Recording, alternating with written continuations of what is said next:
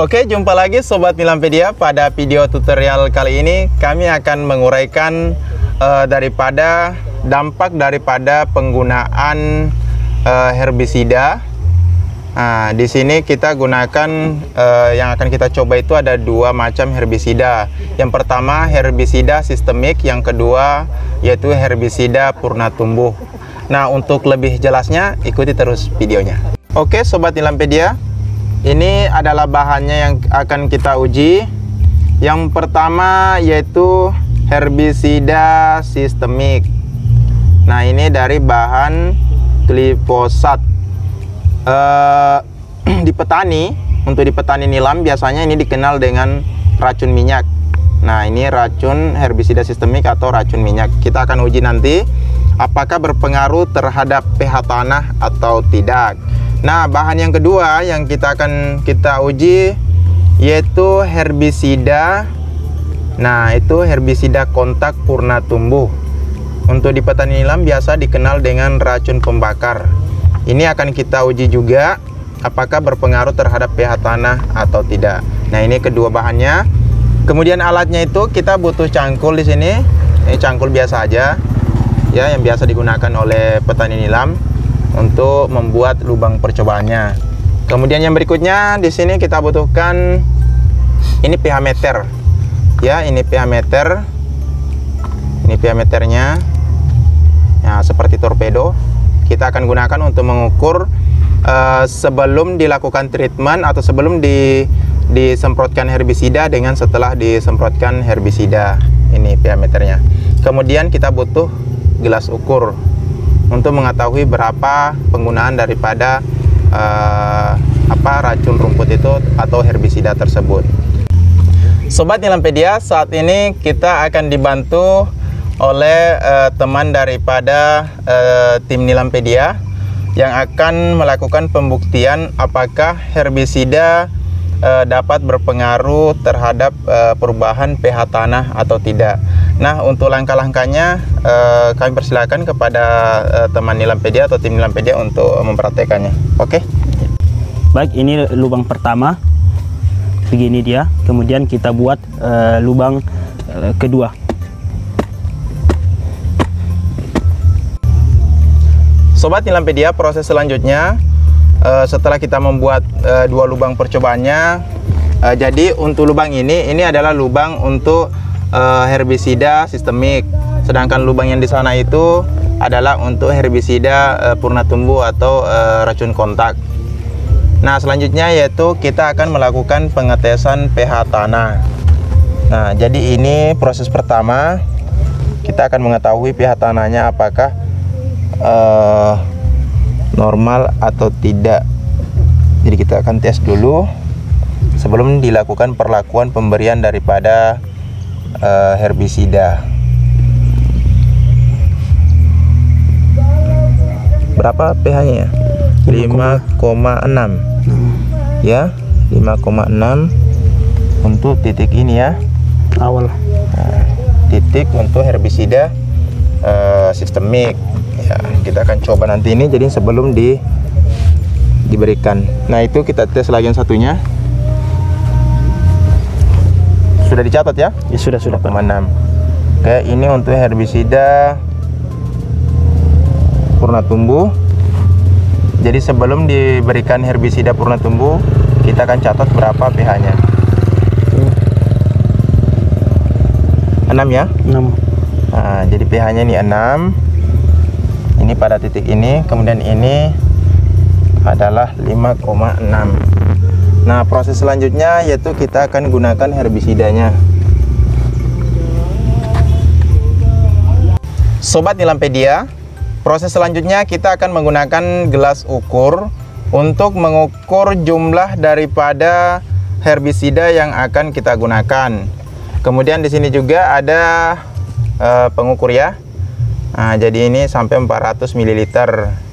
Jadi kita akan gunakan di sini adalah 300 ml yang perbandingannya adalah 1 mil, atau perbandingan kalau untuk petani itu satu tangki itu sekitar 100 ml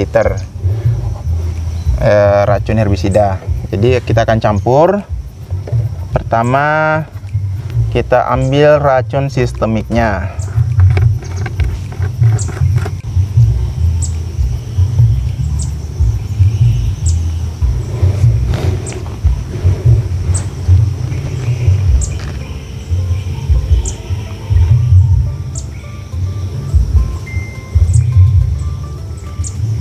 Nah, ini Sobat Nilampedia 1 ml.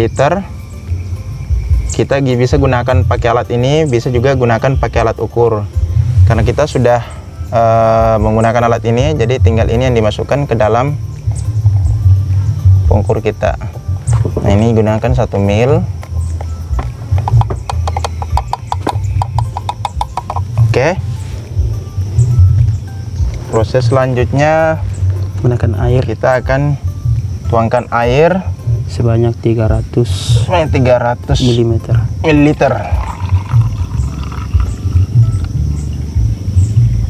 Nah, ini kita tambah lagi kurang dikit ya. Nah, itu 300 ml. Oke, selanjutnya kita akan aduk.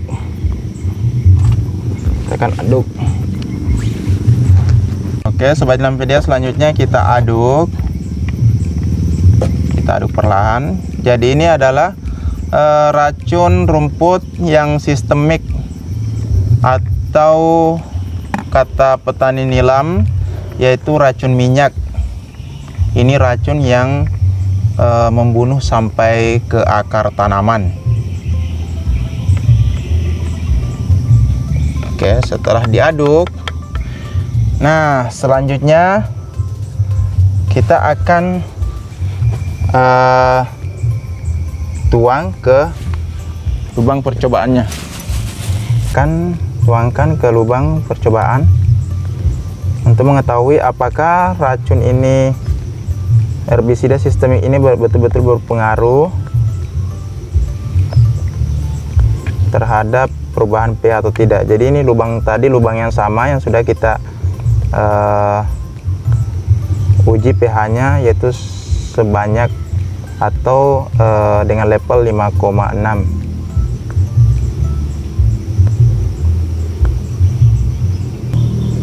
Setelah kita tuangkan daripada larutan herbisida sistemiknya, selanjutnya kita tunggu sekitar 5-10 menit sebelum kita tes ulang menggunakan pH meter untuk mengetahui supaya terjadi reaksi antara cairan tersebut dengan tanah. Nah, Sobat Nilampedia, setelah 5 menit kita lakukan pengetesan kembali menggunakan pH meter. Kita akan uji apakah masih 5,6 atau tidak. Oke, Sobat Nilampedia, kita sudah lihat itu terus turun, bahkan sekarang sudah nilainya adalah 4,8 setelah pemberian daripada racun herbisida sebanyak 1 ml per 300 ml air. Sobat Nilampedia, jadi untuk pengukuran daripada pH tanah ini, jika menggunakan alat ini, maka usahakan dibersihkan metalnya ini sebelum dilakukan pengetesan kembali. Jangan sampai ada efek-efek daripada racun sistemik yang tadi sudah digunakan. Oke, setelah ini kita lap sampai betul-betul kering. Sobat Nilampedia, pengujian berikutnya kita akan menggunakan herbisida purna tumbuh atau herbisida kontak atau herbisida racun pembakar. Nah, dengan dosis yang sama kita akan gunakan, yaitu 1 ml per 300 ml air.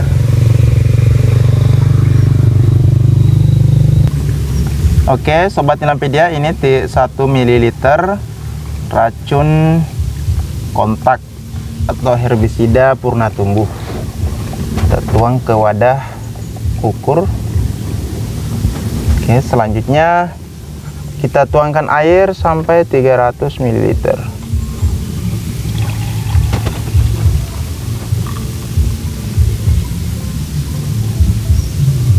Oke, 300 ml. Kemudian kita aduk. sambil kita aduk. Jadi Sobat Nilampedia, ini adalah racun kontak atau racun pembakar yang biasa petani nilam sebut namanya. Ini biasanya dalam 1 hari kalau sudah disemprot langsung kelihatan nih Sobat Nilampedia, langsung kelihatan tuh efek daripada penyemprotannya, langsung berubah jadi kuning atau seperti terbakar. Kalau racun sistemik dia biasanya 3 hari sampai 1 minggu baru kelihatan karena dia membunuh di perakaran. Nah, selanjutnya kita akan coba ke lubang yang sama yang sudah kita ukur sebelumnya, yaitu pH-nya senilai 6. Kita akan tuangkan ke dalam lubangnya. Apakah akan berpengaruh atau tidak?